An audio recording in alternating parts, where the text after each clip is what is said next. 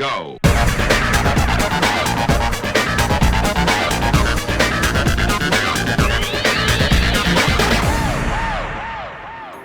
I've been working with individuals in governments and large and small corporations for a couple of decades, working to help them improve their communications. Often my coaching sessions become more about how those individuals are saying something rather than what they're saying.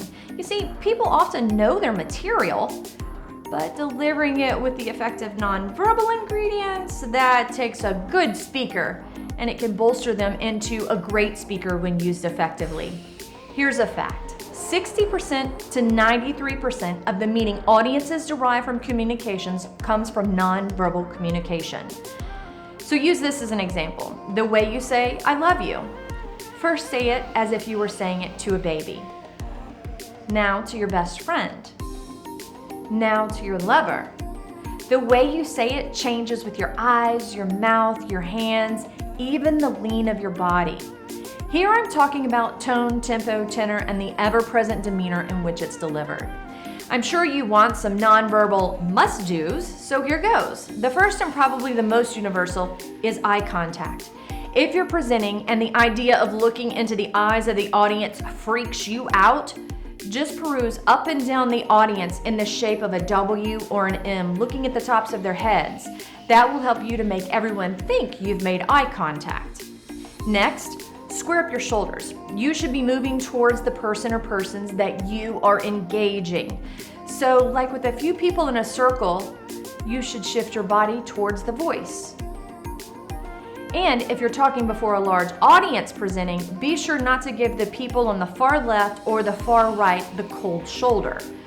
And show empathy by leaning in about 15 degrees.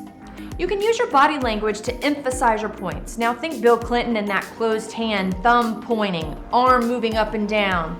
Movements like that will help you to emphasize a point.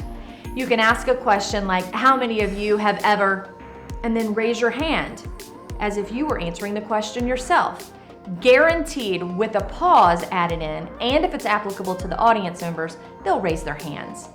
Little things like crossing your arms can show your disdain for a subject matter, or looking down when having something empathetic or sad to think about. Breaking eye contact and slowly moving your head back and forth. So I hear some of you folks thinking these nonverbals are a little magnanimous. I gotcha.